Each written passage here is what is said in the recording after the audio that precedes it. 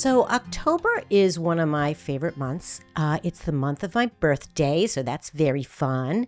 But it's also the time of the year where the fall foliage is, just splendid and abundant here in the Northeast. The days are still warm enough to be outdoors all day long, and the nights cold and crisp, so sleeping is definitely easier. Apples are abundant, which is really fun, and I'm reminded every autumn just of the passage of time and the importance of being in the moment. October is also an especially important month politically, particularly in the U.S., due to the phenomenon known as the, quote, October surprise. Since the national election day falls in early November, any major news story or event that emerges in October can have a significant and immediate impact on voters' decisions. Thus, an October surprise. This is something I just learned. October is also when campaigning intensifies, early voting begins, and the Congress here in the U.S. spends September and October hopefully setting policy for the upcoming year. Local candidates are equally active during this time, and though fewer folks tend to vote in local elections, unfortunately, I'm asking you, if you live in Dutchess County, New York, please, please, please be very aware of a particularly important race for Dutchess County Court Judge. This month on Gyno Curious, I am asking that you either re-listen or for the first time hear about Nikki Addimando, a domestic violence survivor who was further abused by the justice system. You're going to hear from Nikki herself, Michelle Horton, her sister, who wrote a terrific book that I encourage you to read, and she will talk about that, as well as a couple of women who are part of the I Stand With Nikki support group, who have been along Nikki and Michelle's side for years now. Nikki's story reminds us of how important local elections are and how our votes matter. Finally, you're going to hear an interview with Kara Gary, a candidate running for the Dutchess County Court Judge seat. I'm hoping by listening throughout October, you will learn how important it is to stand behind Kara and vote for her in November. Please listen with an open heart, and if you care about women and their well-being, you will consider voting for Kara in November.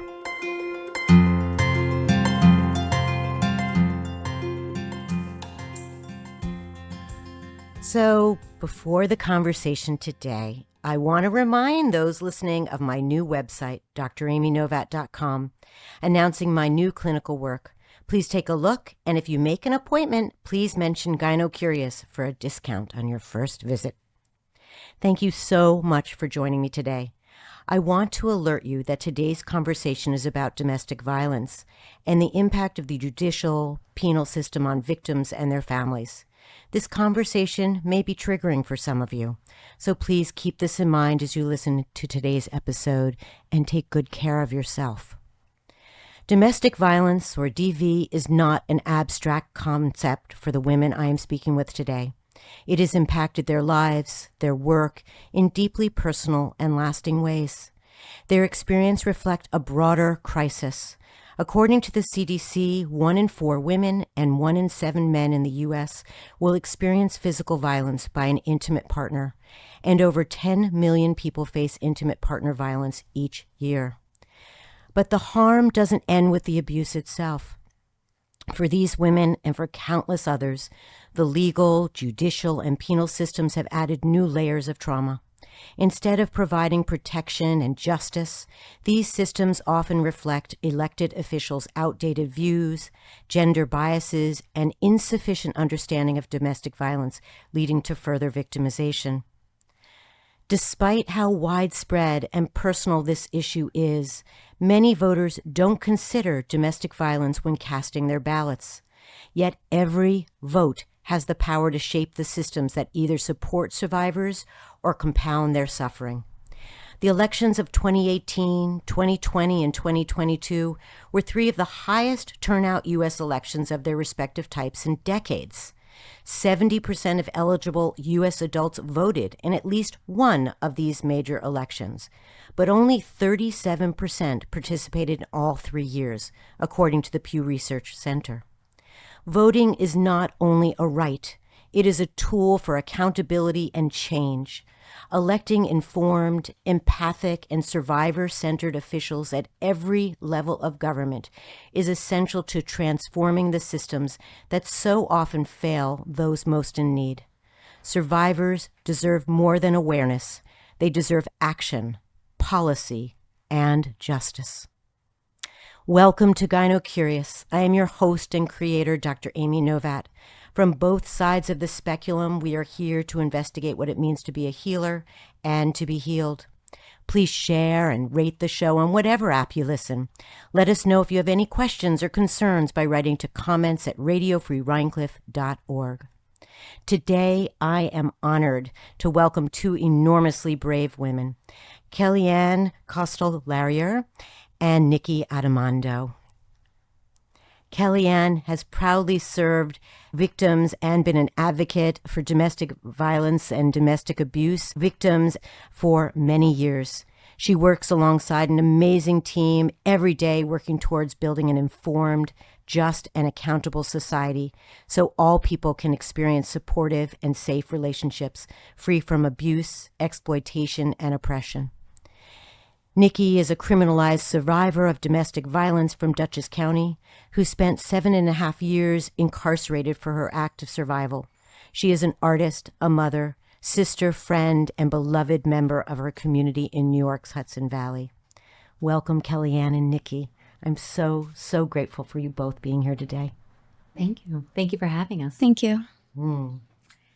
So I also want to shout out a thank you to those who are listening.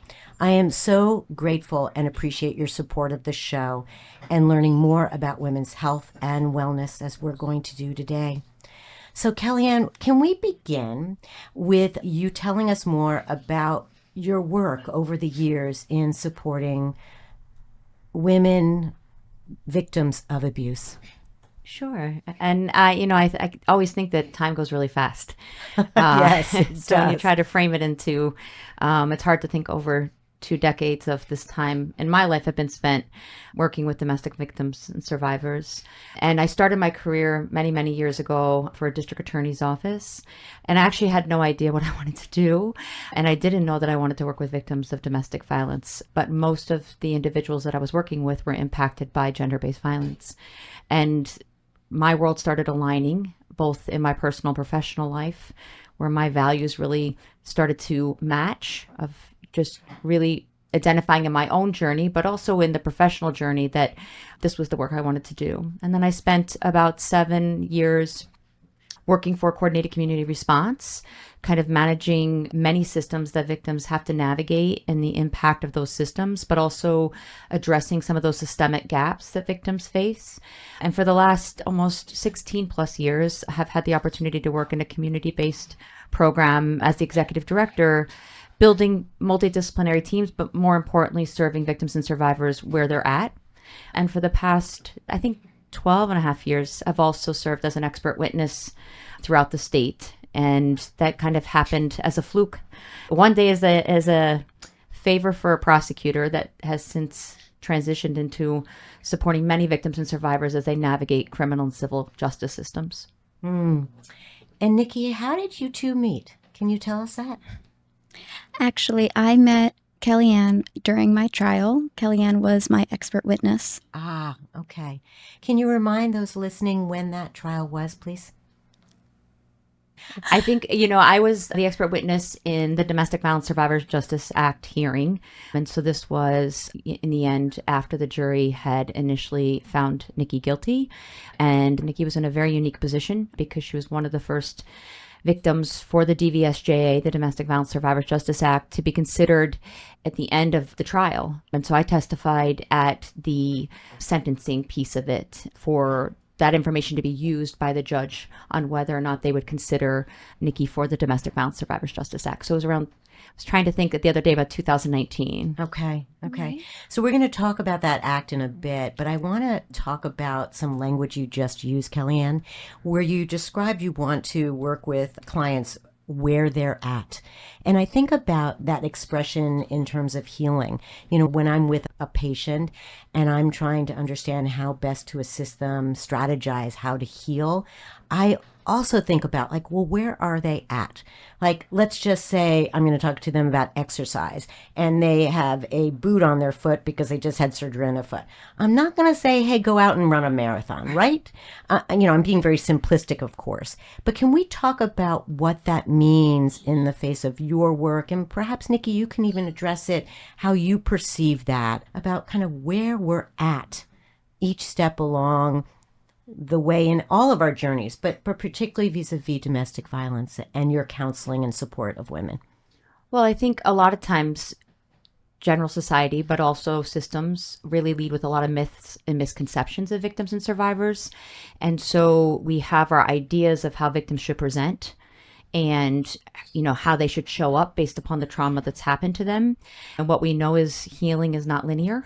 And we also have to understand that on top of the abuse that they're experiencing at the hands of their partner, many times, even when they're attempting to navigate safety, they are thrusted into other criminal and civil justice systems that are, I would argue both unintentionally and at times individuals within those systems intentionally are inflicting additional harm on victims and survivors. And so they're, trying to navigate not only whether or not they're able to extract themselves from this abuse, but also the systems in which they're navigating really are not designed for them. And so from a community provider's perspective, it's the one place a victim or survivor can go and connect with an advocate in anywhere that they are, that it's not about getting them to a place that we need them to be. It's really meeting that person where they're at. And the more we can do that, the more I think we can understand, more importantly, what their journey has been from the moment they walked into those doors. But also if we're going to give individuals realistic options, as you mentioned about the boot and not wanting to, go run or jog, I think you lose your credibility with victims and survivors when you would say something like, if you can see they have a boot on their foot, and telling them, their options are they could run or walk, right? But realistically, there's lots of other things and modalities and options that victims and survivors can use if we truly listen to that victim and survivor. Because if we don't, in our case, if we don't listen to that victim or survivor, the options that we present to them could be increasing their risk and their danger and their lethality. And so there's an enormous responsibility to make sure you're really meeting that person where they're at and that their experience matters, because any option you give them has to take into consideration their experience if you really want to contribute to their safety. Yeah. I think that there's all kinds of language that's used over and over again to describe domestic violence. But what I think is true, but please correct me if I'm wrong, each individual's journey is individual. And yes, there are some similarities in stories where DV occurs, but again, where each individual is at in time, in place, their partner, their families, financial, racial, et cetera, creates their own unique story. Yeah, sir. I mean, the biggest for us misconceptions, people think, well, they come to wherever you are and they say, I'm a victim. And my experience in 20 plus years of doing this work is I've never really had any victim or survivor come up to me and say, I'm a victim. What they do come and say is that someone told them about the work that we're doing, or someone referred them, or they're forced or thrusted into a criminal or civil justice system and presented with very limited options. And yet when you're sitting in front of a survivor, I disproportionately also experience victims and survivors who believe they're not worthy of services, or that they believe that there's someone worse off than them. And so I think the most important piece about meeting them where they're at is also validating their experience and realizing that, you can only see surface level, but much of victims and survivors' scars, are last a lifetime and they're not visible. And so it's just important to realize and remember that for many, many individuals, they often aren't even coming to terms with the fact that they are a victim until they have the opportunity to really talk through their lived experience and someone validates that the things that they're describing are all forms of abuse, right? And so if they don't have that language themselves to understand that much of what happened to them, emotionally, psychologically, financially, sexually and physically, all of those things around coercive behaviors are abuse. But I very rarely don't experience someone like initially saying right out of the gate, here I am, I'm a victim and I'm here. It hasn't been our lived experience when people call hotlines. It hasn't been our lived experience when people seek services. They're almost unsure of what's happening, but they also know like it doesn't feel good. And so how do we work through that? Yeah. Can we talk about some of those myths and misconceptions that people have? Nikki, do you have some thoughts about that?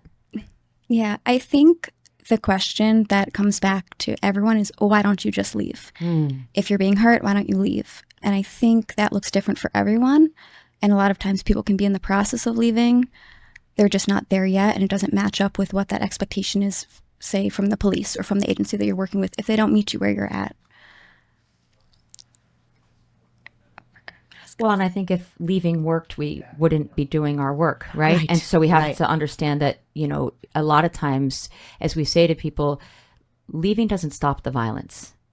And ultimately, even if you are able to extract yourself even temporarily, you are going to engage with a civil system that is going to force you into co-parenting with this person, that is going to force you to have to still navigate and walk parallel lives.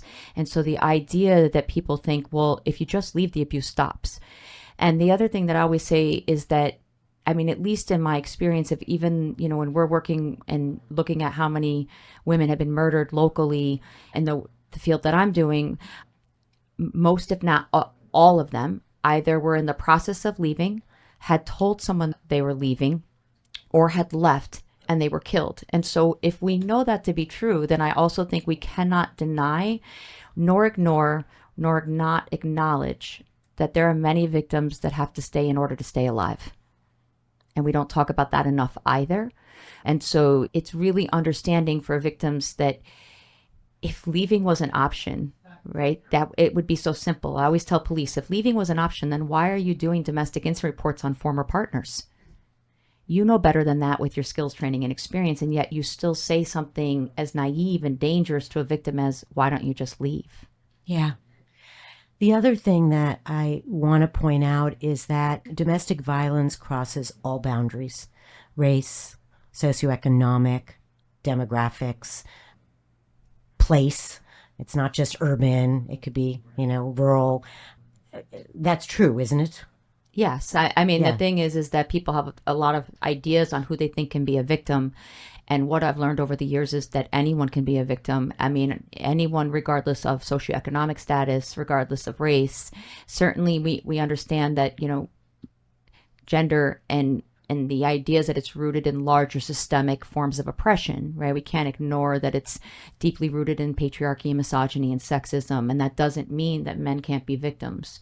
And yet disproportionately, because of the constructs of our society, you know, these are rooted in larger issues. It's also why it's very hard for people to understand why victims can't leave, right? Or what the expectations are within gender roles, right? And I think a lot of those things were weaponized against Nikki in her trial. I mean, I think Nikki's trial really shows every myth and misconception and how it was weaponized against her. I mean, it really, for me professionally, took me back. You know, I felt like we were 20 years rewind. If you could take every myth and misconception of domestic violence that is out there, Nikki experienced having to navigate those sitting at that table because they were all weaponized against her, every single one. Any thoughts, Nikki? Well, I wish I met Kellyann a lot sooner. Absolutely. I was told, you had resources. Why didn't you leave? You had a car. Why didn't you leave? You had support. But leaving is dangerous. And I had a police officer come to me with a piece of paper and say, if you sign this, I'll arrest him. And the average person would think, there you go, there, it's over. Sign the paper, he's arrested, it ends. But it doesn't. That was terrifying to me. I knew what would happen. I signed the paper, and then what? He's arrested. That's not what I wanted. I just wanted it to stop, you know? Yeah. Which, you know, this highlights why I wanted to speak with you two today. It's one of the many reasons I wanted to speak to you today about how important our courts and our laws impact domestic violence survivors, and how the people we elect, from local judges to lawmakers, can either protect or endanger women and families. So I want to point out to listeners, particularly those living in Dutchess County, this November, voters in Dutchess County, New York, face a rare and critical decision in the election for county court judge. With only 2 seats in the Dutchess County Court and judges serving 10-year terms, this race carries long-lasting consequences. The current face-off features 2 candidates with a complicated history and significantly different judicial philosophies, which is one of the things that Kellyann is pointing out here.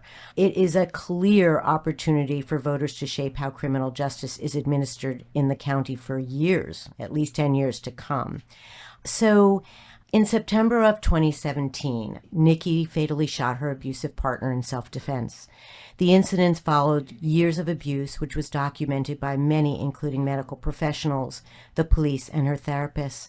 So I want to go back to talking about the Domestic Violence Survivors Justice Act of 2019 and how this particularly fits into your case, Nikki. You mentioned it early, Kellyann, and then the timing of this was also incredibly important or challenging vis-a-vis Nikki's case. Can we talk about that, please?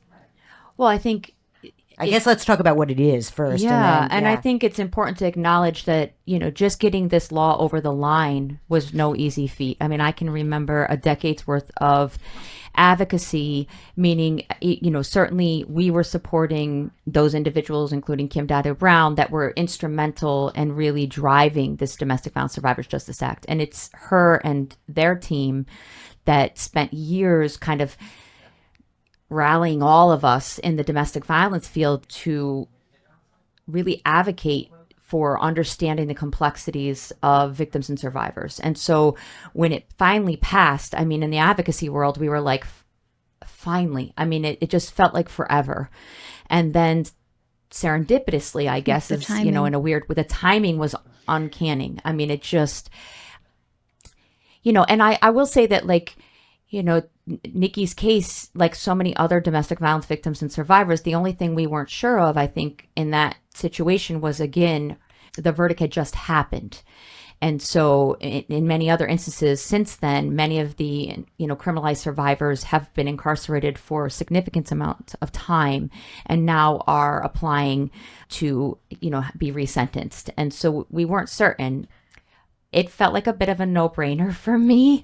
I mean, you have to understand that this was really there was no other mitigating issue besides the fact that you were a victim and you were managing to somehow stay alive, that you could take into account these matters and reduce that sentence from anywhere to 5 to 15. And, I have to admit, serving as an expert witness, as I mentioned, was a favor that grew into something very different.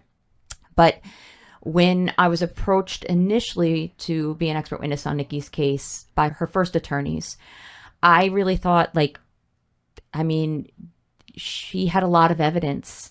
And I didn't know Nikki, but I remember thinking at that time, if Nikki or this victim isn't believed, seen, and heard, then how could any victim be seen, valued, and heard? Because in many ways, we talk even about the things that you mentioned, right? About if Nikki said, if I went to the police, then what? Well, in New York, the reality of it is that most of those cases would be pled down to what's equivalent to a traffic ticket. And so we asked victims like Nikki to put her life on the line every single day to sign that piece of paper and roll the dice on if the system's going to work. And then if it works, with what success, right? So if that success is equivalent to a traffic ticket, which is like a harassment, or even a misdemeanor, which is less than 1 year punishable in jail. And quite frankly, we don't see that very often over the years when it comes to domestic violence offenders. So we're asking Nikki to take all these risks to sign that piece of paper.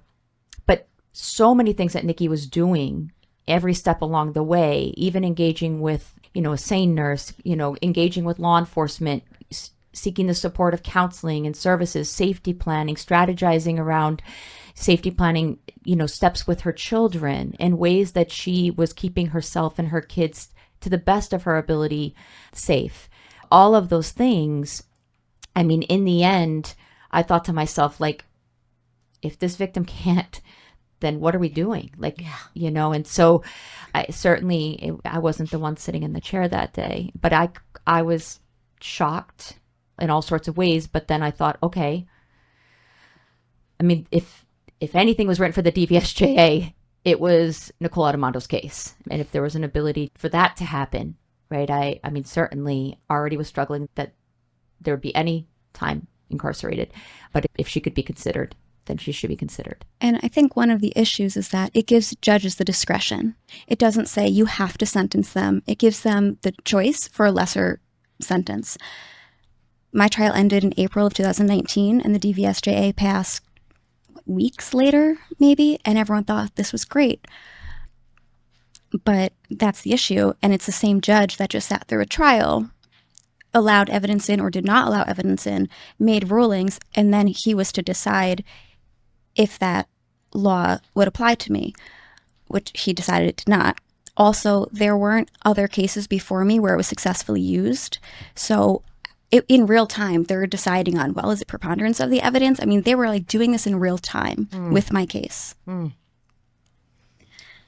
So challenging. So challenging. So let's just clarify for those listening. This is an act just in New York, or is this applied to the nation? Well, New York has it. Oklahoma has recently passed.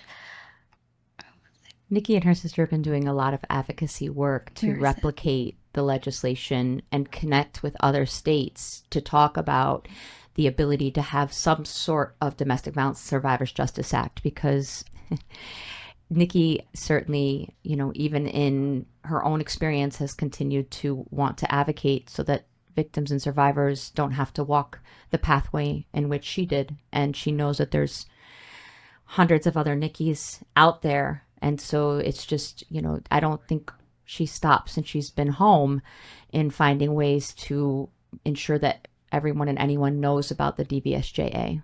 Yeah. There are a handful of states that are working towards it. I've been in contact with some of them. I wish it was everywhere. I was incarcerated with so many women who need this law here in New York, and we have it, and it's still a long wait for them to get out, if it works at all. Yeah, yeah.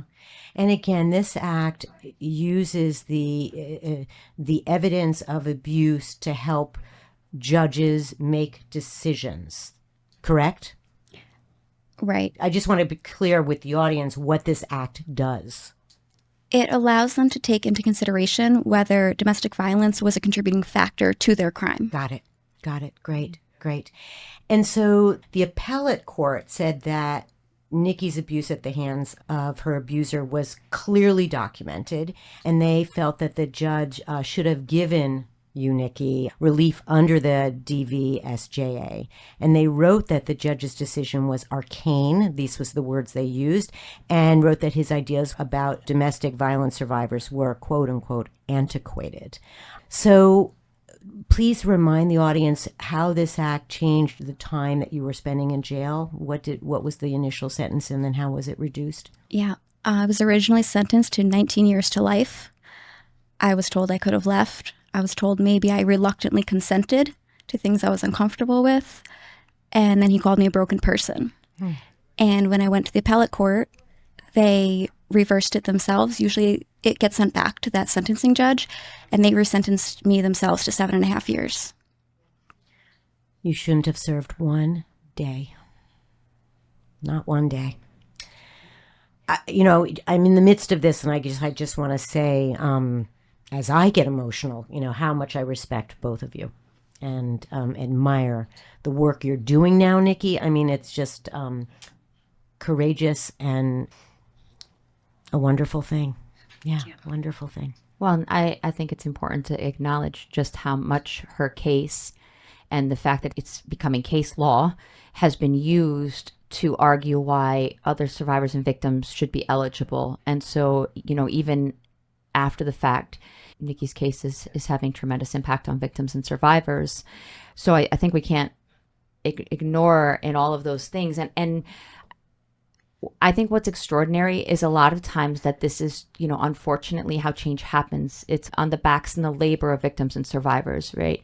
And, Nikki paid an ultimate price. And I think, as you talked about being emotional, I think from the moment that I heard Nikki's case, felt connected in various places and spaces around it.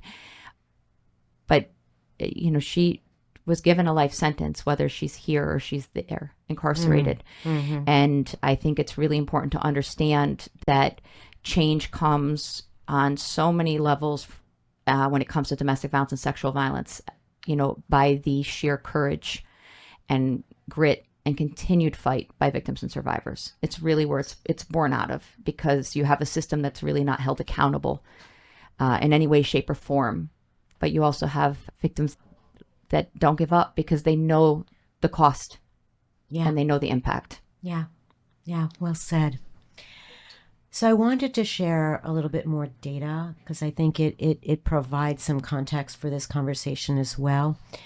So what I read and want to share with everyone is that nearly 60% of individuals in women's prisons nationwide and up to 94% in certain facilities have a history of physical or sexual abuse prior to incarceration, according to the ACLU. Sanctuary for Families, a New York-based organization, reports that 90% of incarcerated women are survivors of gender-based violence. These staggering figures underscores a systemic issue. Many women are imprisoned not because they are inherently criminal, but because they are survivors of violence. The legal system exhibits another stark gender disparity that I just wanted to bring forward too.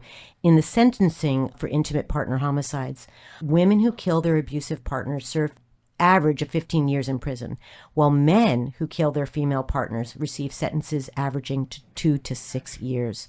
This disparity persists despite evidence that many, many women act in self-defense after enduring prolonged abuse. So, Kellyann, such sentences not only fail to kind of account for the context of abuse, but also perpetuate gender biases within the judicial system. And you spoke about this. Can we just elaborate again on this issue? Yeah, I mean, it's the bricks and mortar of the system. Yeah.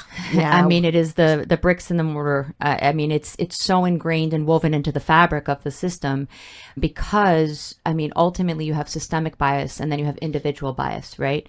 And this is where I say that all of those things were weaponized against Nikki. I mean, Nikki was really damned if she did and damned if she didn't.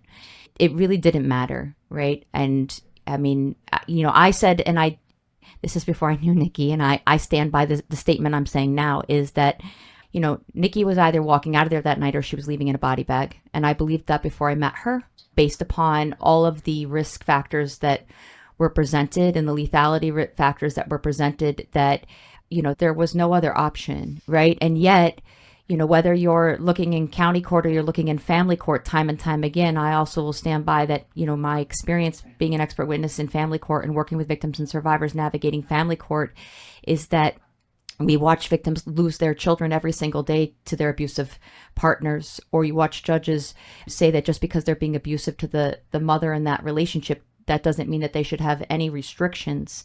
And yet being abusive to the other parent is a form of child abuse. Absolutely. It's a life-altering sentence. It changes the chemistry of children's brains. Yeah. And yet, time and time again, I will watch judges and attorneys and other criminal and civil justice professionals, use all these myths and misconceptions and biases and hold mothers to a higher standard, right? We know, like, sexism hurts men too. So the reality of it is that the bar is so low.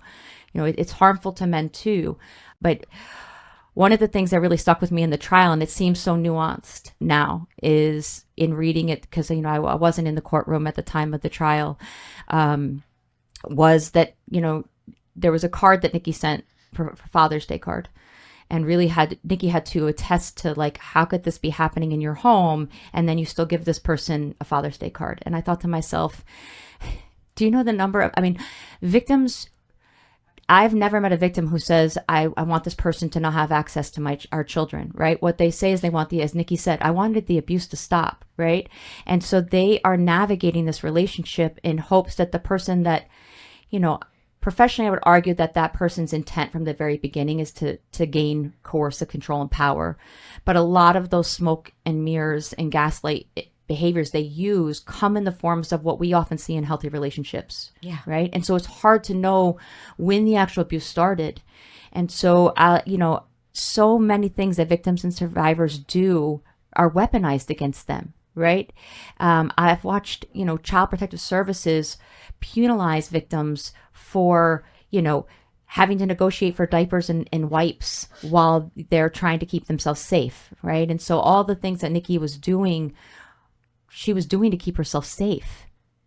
And many of those things were not seen. And so I think to myself, like, those biases were used against her. Like, if you were this mother, then how could you not do this? Or how could you do that, right? Or if you were unsafe, how could you do this, right? But no one ever says to the person using these behaviors, those behaviors impact your children.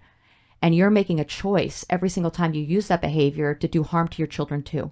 No one ever says that, right? Or no one ever says to that person, you're harming this person. What gives you the right to stay in that home, right? Or how do we hold you accountable? I thought, and Nikki and many victims and survivors are often looked at like, you have to keep yourself safe and you have to jump through all these hoops. And yet we, the system, can't even keep you safe, but somehow you have to have the magic recipe.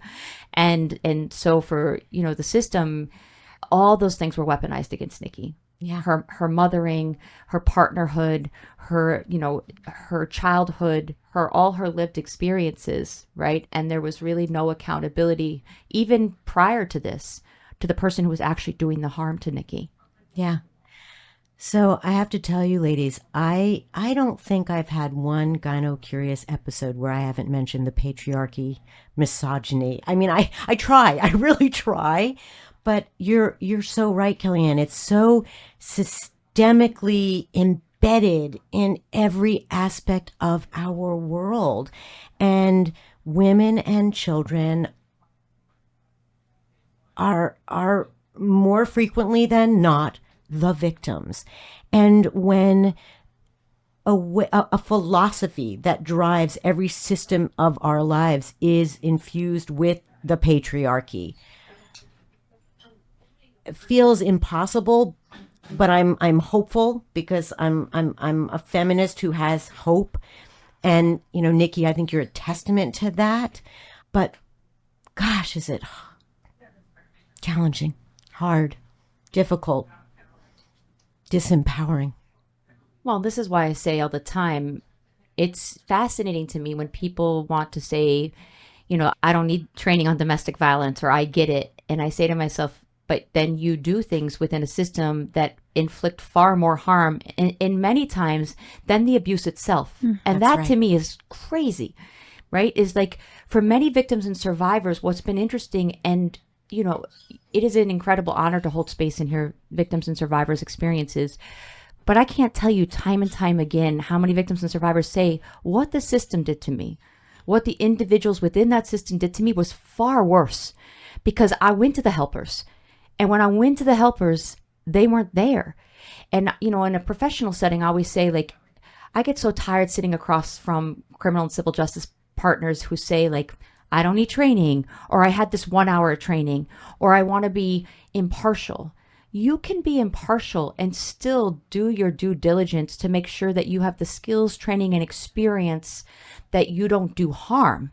Because understanding family violence is part of building your credibility within your practice, regardless if that's in a courtroom, from a bench, or with a badge, or as an advocate. Because if we don't build those skills, training, and experience, and we don't work that muscle, then what we do is far worse. And that's not about being, biased, right? The more training we do, and the more we understand, that we were born into these constructs, right? I always say, we talk about this all the time with our youth, right? And we teach little boys that the worst thing they could be is a girl from the very inception, that they're old enough to learn that. And so if you say to me, I don't have to do this training, and we don't have to talk about sexism and misogyny and patriarchy, and I'm like, then how can you even say you have a baseline of experience?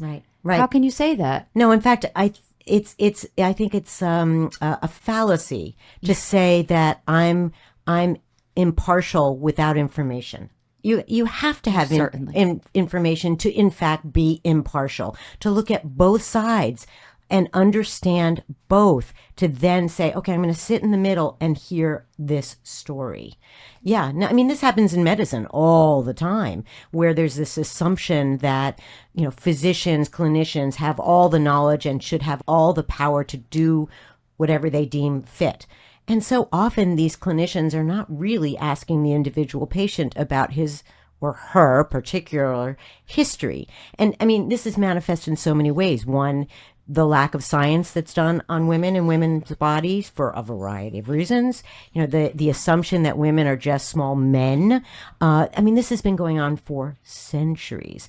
And to this day, even with all the science, women will come into an emergency room and have to spend more time talking about their condition, getting less pain medicine, having misdiagnoses of myocardial infarctions, heart attacks, even though we know they present with a different set of symptoms. So yeah, it's pervasive across all the silos, if you will. Well, the irony is I would argue that what they're doing is actually not partial. That's and their right. biases are leading. And so the That's irony right. of all of that is that they're talking out of both sides of their mouth, right? That's Like right. people say all the time, like it would be humorous if it wasn't life impacting. That's because right. the reality of it is when they lead with these myths and misconceptions, those are biases and they are permeating in forever altering people's lives. And right. judges have so much control, So much power. so much power.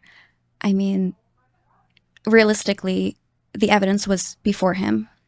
All judges, but in particular, speaking about my case, the evidence was before him. He had a choice, and he chose to hand me over to the state, which just mimics and uses the exact same tactics as an abuser.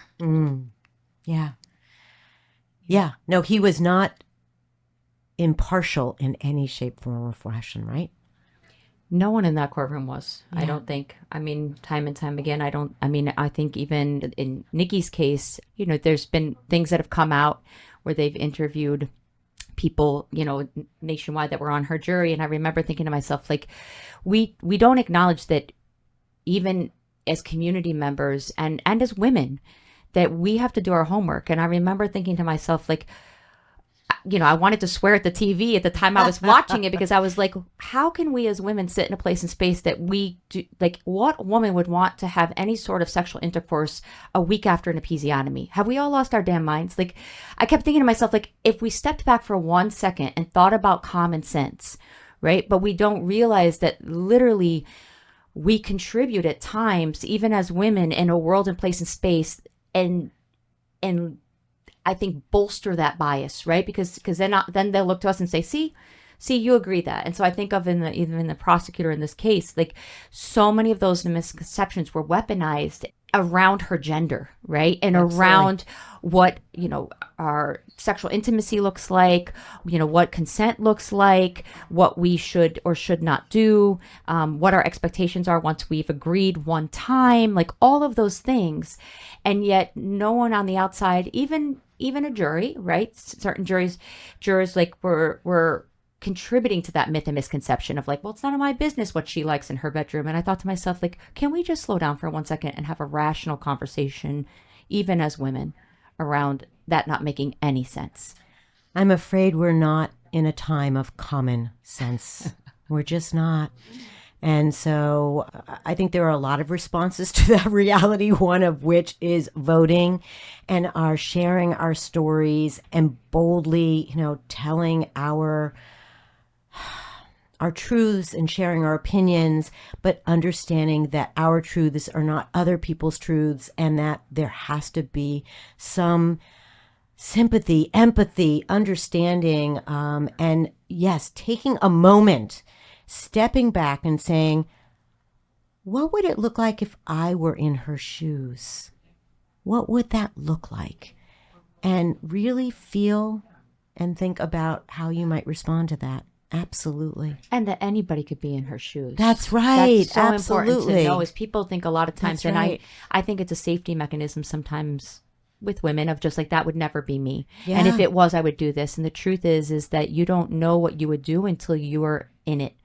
And the truth is, a lot of times you don't know you're in it until you are so in it that you often can't see through the forest, right? And, I think all the time of all the things that Nikki, was doing. And I thought to myself, boy, imagine if there was at least a baseline education, right? Because I think the other thing that for me, everybody thinks like, well, the court system will work it out and truth will come forward. And what Nikki's case demonstrates, and Nikki's case is not unique, is that the truth isn't there. I mean, there was so much, legal jockeying that kept so much critical information out of that courtroom to even give people an informed experience. But the truth wasn't in the courtroom that day or for the entirety of her trial. I'm not sure truth lies in the realm of domestic violence in most aspects of it. Yeah. Nikki, I don't know if, please, if you're not comfortable with the following question, let me know. But I'm wondering whether, given the statistics of the number of women in the penal system, in prisons, who have experienced DV, when you were there, was there any community conversation about this shared experience? It was such a common experience that it was almost like the norm. How sad is that? Yeah. And once the DVSJA was passed, it was like a buzz going around. Because everyone in some way felt they were eligible or were, because so many of them were survivors. Yeah, there was. It's also not completely safe to feel in prison and to share. There would be moments where some people may, but as a whole, collectively, it was just like a known thing that most people were sexually abused or abused. A lot of them were there for surviving, or there because they couldn't protect their children because they were being abused, or because they were coerced into doing a crime by their abuser. The list goes on. Yeah. Thank you. I guess I'd like to speak to those who are listening and how we might help them identify, think about, process what might be their first steps. Kellyann, you alluded to kind of the calls that you get, but how can we help those listening perhaps sit up and say, gosh, maybe I need to ask a question? Well, I guess I would start with Nikki, and certainly can support the conversation. We have to rewind a very long time. Let me think. What would you want people to know that we're sitting? Well, now it's so different. Everything is 2020 in hindsight. Sure. When I was in it, I didn't feel like there was a way out. And there are people like Kellyann. There are people out there who care. But when I was in it, I was so in it, and you're just trying to survive. And I get that. And I wish other people really got that. Yeah, and I would think that, for those of us who are working with victims and survivors, in various places and spaces, I would agree with Nikki, and I would also say that from my professional experience on top of working with victims and survivors, this is why we have such a responsibility to ensure that our criminal and civil justice systems are continuing to evolve. Who we were and what we were even 20 years ago in the domestic violence field looks different, right? And what we know about family violence, what we know about access to weapons, what we know about even bullying and the impacts on our youth and the impacts on youth who witness violence, to say that we aren't responsible to learn and to grow and to apply these measures in our professional experience. We still live in a state that the laws are not completely ideal for victims and survivors, right? We still live in a state that has a lot of work to do. And yes, there are lots of pros in the progress that we've made. I don't want to not acknowledge that we've made lots of progress within the legislative and legal system. And there has to be more accountability for all the professionals in this field to ensure that we're constantly upskilling, developing skills, training, and experience, and understanding that domestic violence impacts everyone, right? I mean, the reality of it is, and just in using Nikki's case, for example, Nikki worked and interacted with so many other people within the community. The kids interacted with so many other people in the community. The family interacted with so many other people in the community. We were all interconnected. And so there were lots of times that even if the system that she was interacting with was doing the best they can, the best we can is not good enough. Yeah. It's not good enough if victims are still dying. It's not good enough if victims are incarcerated for managing to stay alive. And it's not good enough if someone's sitting on their couch right now thinking if I come forward, it's going to be worse than it is where I'm sitting right now. And so to me, as a professional, we have to continue to hold these systems accountable. You cannot be in this professional work, whether you're an attorney, whether you're a judge, whether you're a child protective service worker, whether you're a law enforcement officer, whether you're an advocate, and not continue to be learning, growing, and realizing that the faster we understand and continue to upskill about family violence, it has ripple effects. If you think about the impact of violence in the healthcare system, if you think about the impact of violence on employment system, or you think about even the connection between family violence and mass murders, like what is happening in people's homes? If an individual is not safe in their own home, that seeps into all of our lives. That's right. It's all of our lives. And so, I think this is the piece that we have to understand, is that the system still has not caught up, nor are people being held accountable and holding the person that was doing harm to Nikki accountable all along the way. And the burden was on her. And at many points, as she was saying, like, she's just trying to survive. That's right. And the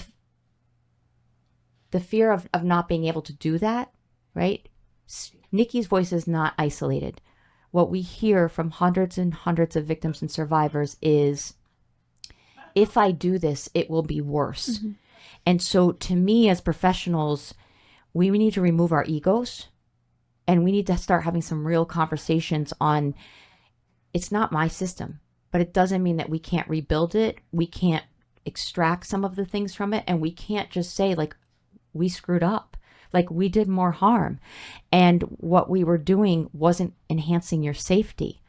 But we are so far from there. And to me, professionally, that's the piece that keeps me up at night. And that's the piece that keeps me in the work, is that I always say I may piss a lot of people off sometimes in the criminal and civil justice system, but I'm not there for them.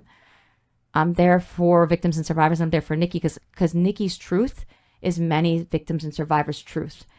And I've bared witness to systems doing horrific harm to victims and survivors who had the courage to say, I'm not safe. And Nikki had the courage to say, I'm not safe. And we forget that.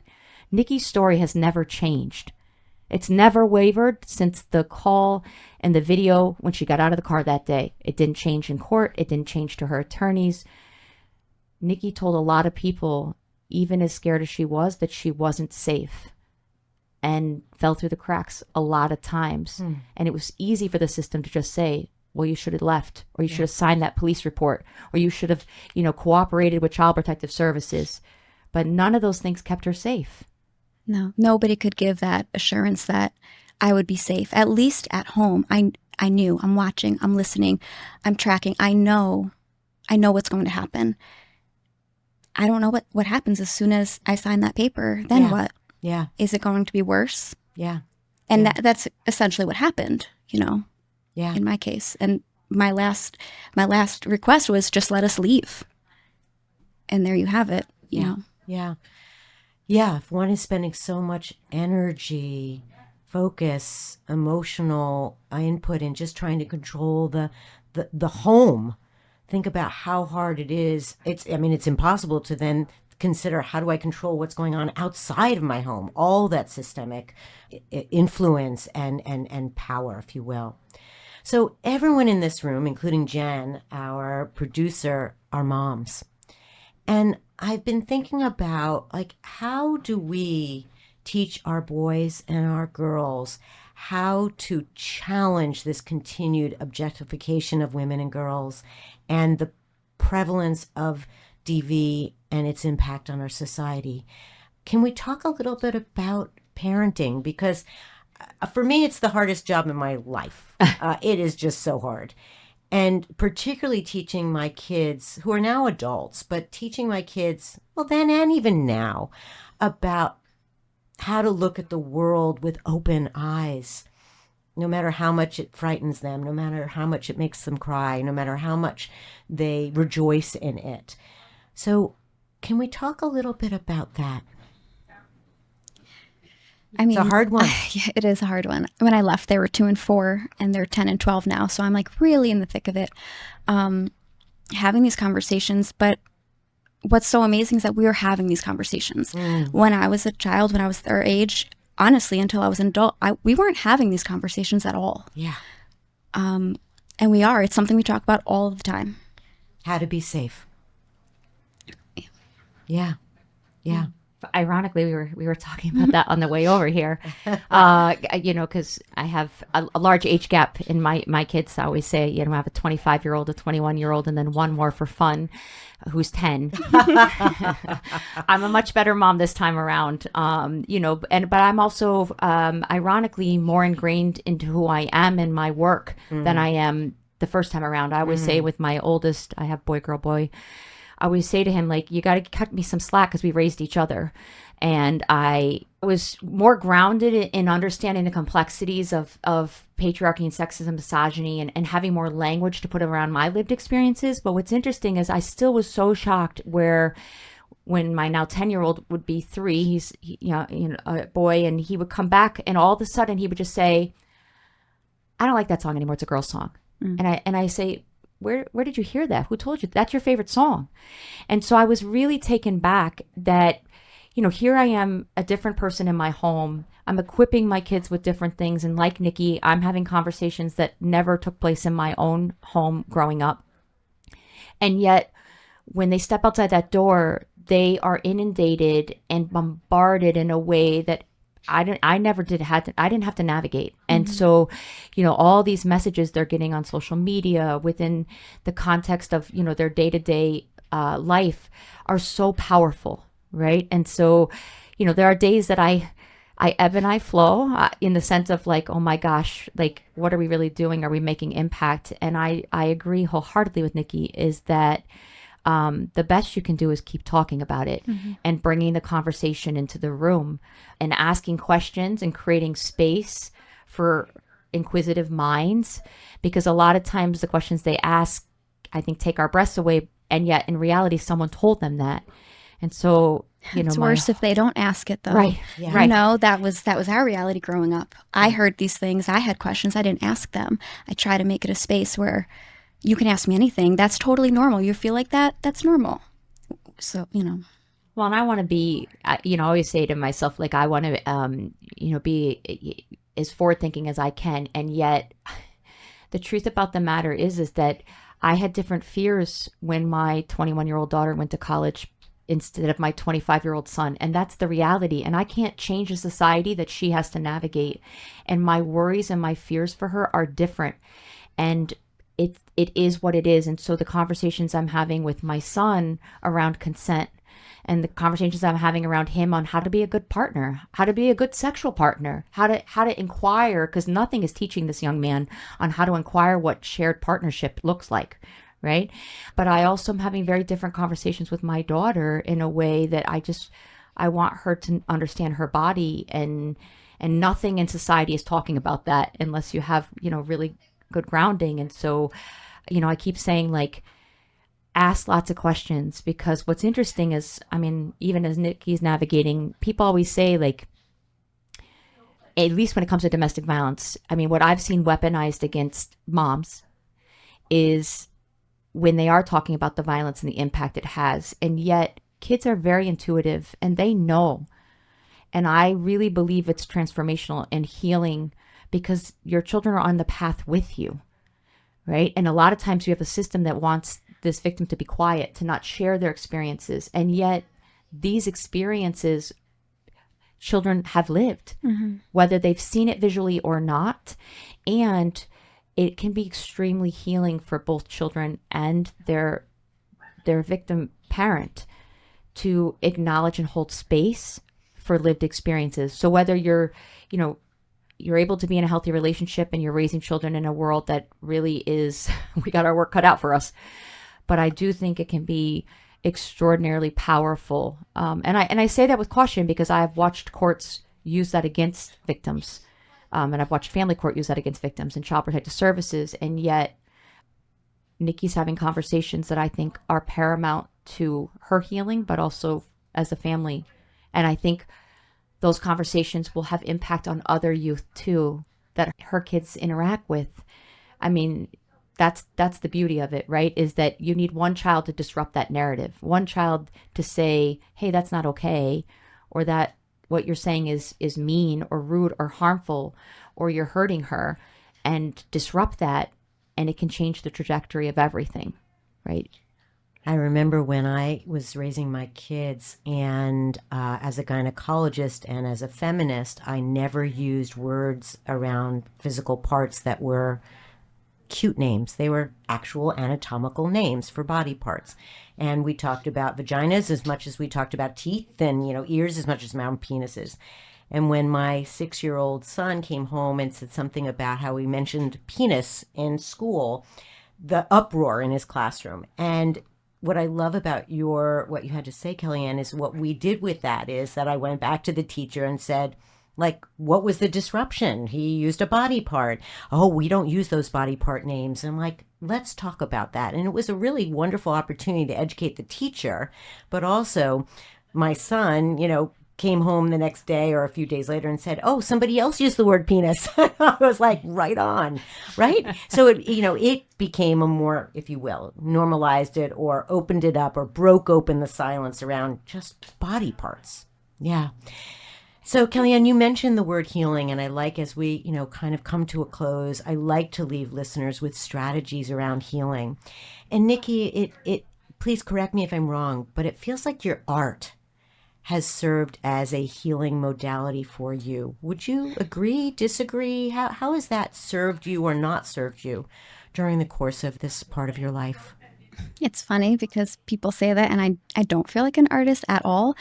And honestly, since I've been home, I haven't really been creating. I'm not there yet. But when I was in, it definitely helped me get through, only because I feel like I was seeing all of these things and witnessing all of these things, and there was nowhere to put it. There was a long time where I just stopped writing and drawing altogether. There are years that happened, but especially in the beginning and towards the end, that is how I coped. Yeah. Yeah. Well, I'm not an art critic. I can only say I appreciate art. And to all those listening, Nikki is a beautiful illustrator, artist, and these images that you've created are so powerful. So thank you for sharing it with the world. Well, thank you. Yeah. And Kellyann, the work you do, it's not easy. Despite what is so obviously a capacity and resilience and grit and intelligence around these issues, how do you keep yourself well and healed in the face of the rage and the frustration and the fear? Well, I appreciate using the word rage, because I feel like the anger comes from the system and those who do harm in the system and ignore what's happening. And I find a lot of peace in Nikki and many victims and survivors that I have walked alongside or have had the honor of sitting beside in some capacity, are some of the strongest humans I've ever encountered. And really, it's being in that company, whether they have their armor on in the moment or they're not. I mean, there's no other place I want to be than in a room filled with women putting their armor on. The war is there, whether you want it or not. And I have just decided that I want to do it on my own terms. And that is, I would rather be in a room full of warriors, women warriors that are going to fight, than be anywhere else, because it's happening. Whether you choose to be in this work or not, it's happening. And I don't want to live a life where it's easy to turn your head. I will pick up my sword any day next to the victims and survivors that I've walked alongside. And I just can't imagine anything else. I mean, in any way, shape, or form, and it's truly extraordinary. I think that healing is a lifetime. Like, we make it really far, and then all of a sudden we have a setback. And it's not really a setback. It's just an opportunity to realize that, like, I think for many of us who experience something connected to trauma, we think, like, you address it and it's over. right? And we have to understand that it's a piece of us, right? Whether it's a scar, whether it's a memory, it doesn't just go away, right? How we live with those scars and those memories and how we show up every single day, those things evolve.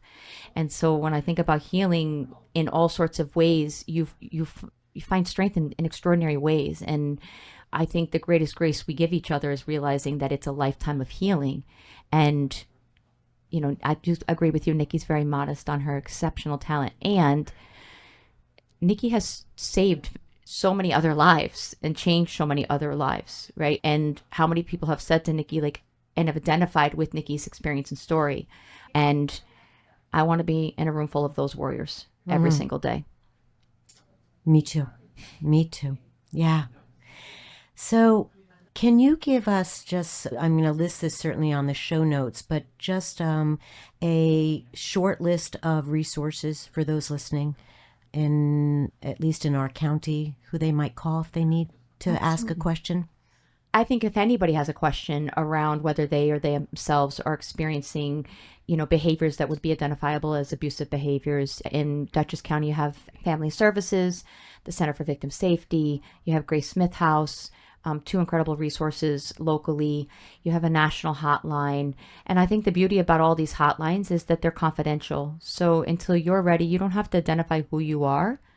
And I think that, like everything, what I would say is, again, it's an enormous responsibility as a professional to show up. And if it doesn't feel right, then try again, right? Is that your story matters. And it's sometimes very hard to find our gut or our intuition.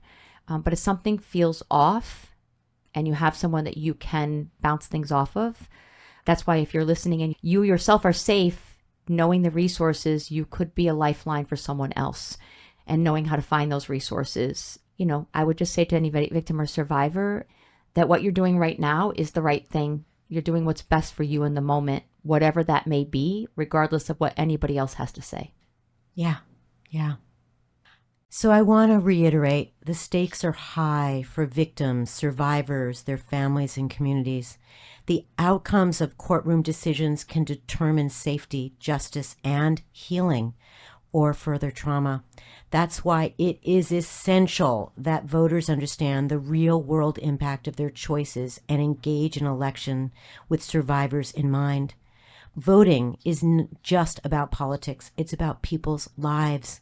So please, for those of you who live and vote in Dutchess County and all the other counties throughout this country, be at the polls in November of 2025 and cast a vote for county court judge. And please consider voting with all of this in mind. Vote for candidates who support policies aimed at preventing DV and support survivors. These votes can impact the work Kellyann is doing and the personal trauma and healing Nikki has so bravely shared with us today.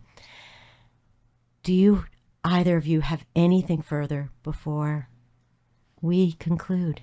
Thank you for having us. Yes, thank you very much for having us. I'm so pleased, and thank you for joining me. I'm just so grateful for your time and passion and courage. Yeah. I also want to thank my co-producers, Jen Hammoud and Maddie Rosenberg, and to my editor, David Hoffman. Until the next episode of Gyno Curious, please stay well. Listen to your instincts and intuitions. They are the greatest of teachers, not to be ignored.